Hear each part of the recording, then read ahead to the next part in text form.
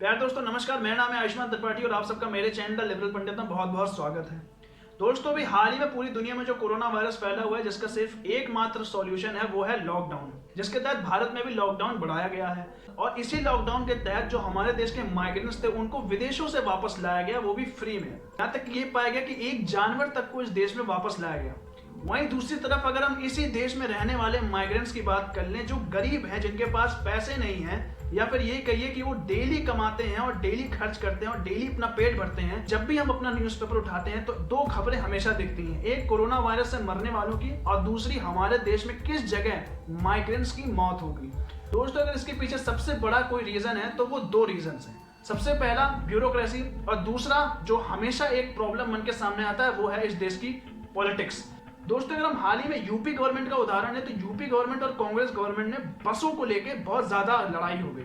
कहने का मतलब ये है कि 16 तारीख को प्रियंका वाड्रा एक लेटर लिखती हैं यूपी गवर्नमेंट को, जिसमें वो यूपी गवर्नमेंट से ये अनुरोध करती हैं कि वो 1000 बसें यूपी गवर्नमेंट को देना चाहती हैं ताकि वो सारी बसें का इस्तेमाल अपने स्टेट के माइग्रेंट्स को सुविधापूर्वक उनके घर पहुंचाने में मदद कर सके। ये चीज देखते हुए यूपी गवर्नमेंट ने इस प्रपोजल को स्वीकार भी कर लिया। आप सोच रहे होंगे ये तो बहुत अच्छी बात है। 19 तारीख को यूपी गवर्नमेंट एक लेटर लिखती है जिसमें वो ये मेंशन करती है कि आप सभी बसों को लखनऊ भेज दीजिए। उधर से कांग्रेस पार्टी एक नया लेटर लिखती है जिसमें वो ये मेंशन करती है कि हमें तो बसों की जरूरत नोएडा और गाजियाबाद में है, तो और जब बसें नोएडा और गाजियाबाद पहुंचती हैं तब फिर क्या होता है कि बसों का मेडिकल चेकअप शुरू हो जाता है और उसमें यह पाया जाता है कि उसमें तो कुछ तो बसें थी ही नहीं, जिसमें कुछ ऑटो थे, कुछ एम्बुलेंस थी, कुछ सामान ढोने वाली गाड़ियां थी। उसके बाद एक और एनालिसिस होती है जिसमें यह पाया जाता है कि कुछ बसों की हालत चलने लायक ही नहीं है या फिर वो एक्सपायर कर चुकी है।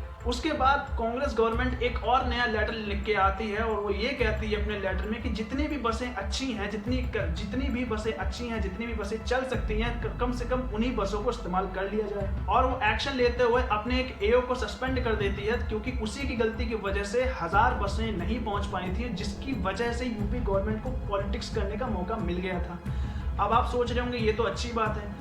दोस्तों यहाँ पर अच्छी बात तो सभी है लेकिन इम्प्लीमेंट अभी तक नहीं हुई है। अभी जिस वक्त मैं ये बोल रहा हूँ इस वक्त भी ये सारी चीजें इम्प्लीमेंट नहीं हुई। वहीं दूसरी तरफ हम ये पाते हैं कि जो हमारे गरीब मजदूर हैं, जो औरैया में एक्सीडेंट हुआ था वहां पर भी ये केस पाया गया था कि पॉलिटिक्स की रोटियां सेकना बंद नहीं हुई थी, जिसका असर ये था कि जो गरीब मजदूर मर भी गए थे उनको एक ही गाड़ी में बैठा दिया गया था और जो घायल थे उनको भी उसी गाड़ी में बैठा दिया गया था। 800 किलोमीटर दूर तक उनका सफर तय करना था।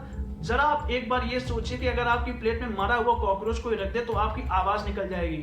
वहीं दूसरी तरफ वो गरीब मजदूर 800 किलोमीटर तक उन मुर्दों के साथ गए थे। सोचने वाली बात है कि इस देश में इतना ज्यादा रिलीफ पैकेज जारी हो रहा है, 20-20 लाख करोड़ रुपए, 10-10% जीडीपी का हिस्सा जारी हो रहा है, लेकिन इंप्लीमेंट नहीं हो रहा है। क्यों नहीं हो रहा है? क्योंकि इस देश के ब्यूरोक्रेट्स ऐसा बयान देते हैं कि ये तो हमारे बचपन का खेल था। कहने का मतलब ये है कि एक महिला जब अपने बच्चे को सामान के ऊपर रख के ले जा रही थी तो एक ब्यूरोक्रेट ने एक एग्जांपल दिया कि ये तो हम बचपन में खेला करते थे। 100 किलोमीटर और 100 मीटर में बहुत ज्यादा फर्क होता है। कहने का मतलब ये है कि जब तक इस देश के ब्यूरोक्रेट्स ऐसे एग्जाम्पल देते रहेंगे और जब तक इस देश की पॉलिटिक्स हर चीज में अपनी जगह बनाने में घुसी रहेगी तब तक इस देश में गरीब मजदूरों का कुछ नहीं हो सकता। फिर चाहे आप जितना भी रिलीफ पैकेज ही क्यों ना ले आए, चाहे आप जितने बड़े बड़े रिलीफ फंड ही क्यों ना ले आए, चाहे आप पीएम केयर फंड का पूरा पैसा ही क्यों ना लगा दें, तब तक इस देश में कुछ नहीं हो सकता जब तक इस देश में पॉलिटिक्स की रोटियां सेकना बंद नहीं होगी। और जहां तक मैं जानता हूं इस देश में ऐसा कभी हो ही नहीं सकता। दोस्तों कहने का मतलब ये है कि बस के ऊपर इतनी ज्यादा राजनीति हो गई, लेकिन अगर यही सारी गाड़ियों को बिना कुछ देखे हुए, इमरजेंसी को समझते हुए इनको सुविधा में ले लिया जाए बिना किसी रोक टोक के, तो शायद ज्यादा बेहतर रहता। कहने का मतलब ये है कि इस इंसिडेंस में कांग्रेस और बीजेपी गवर्नमेंट दोनों को ही दोषी पाया गया था। वहीं अगर हम बसों की बात करें तो बसों में भी कांग्रेस और बीजेपी गवर्नमेंट दोनों ही अपनी पॉलिटिक्स की रोटियां सेकने के चक्कर में एक दूसरे से लड़ रही हैं। और बसें चली हैं कि नहीं चली हैं इसका भी कोई स्टेटमेंट नहीं आया है, पब्लिकली तो नहीं आया है, बाकी तो भाई पता नहीं। इस सेशन को अंत करते करते मैं कुछ पंक्तियां कहना चाहता हूं जो कि मैंने खुद लिखी हैं। मैं कोई पोएट तो नहीं हूं, ना ही मैं कोई शायर हूं, लेकिन मैं ये कहना चाहता हूं शायद इससे कुछ लोगों को असर पहुंच जाए और शायद लोग अपनी राजनीति की रोटियां सेकना बंद कर दें और इस बात पर ध्यान दें कि हमारे माइग्रेंट्स जो गरीब हैं, जो सच में आपकी हेल्प चाहते हैं, जो नहीं चाहते कि उनको कोई रिलीफ फंड दिया जाए, बस उनको उनके घर सुरक्षित पहुंचा दिया जाए, तो वो लाइनें कुछ ऐसी हैं कि बस करो ये बस की राजनीति, बस चली गई है दूर। बस करो ये बस की राजनीति, बस चली गई है दूर। फिर भी पैदल चल रहे हैं हमारे गरीब मजदूर। अंत में बस इतना ही कहना चाहूंगा कि अगर इस देश में सच में बसें चल रही होती जो सिर्फ कागजों पर चला करती हैं, फाइलों पर चला करती हैं, अगर वो असलियत में रोड पर चल रही होती तो हमारे देश के मजदूर, हमारे देश के माइग्रेंट्स की इतनी बुरी हालत नहीं होती। हमारे देश के माइग्रेंट स्टेशन पर एक बिस्किट के पैकेट के लिए इतनी बुरी तरीके से नहीं लड़ रहे होते। कहने का मतलब ये है कि चाहे जितना भी रिलीफ फंड क्यों ना आ जाए, लेकिन वो सारा रिलीफ फंड किसी ना किसी की जेब में चला जाएगा।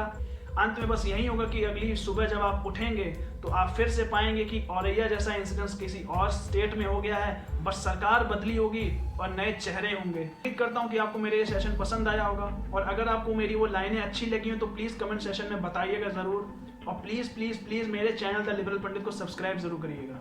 जय हिंद, जय भारत।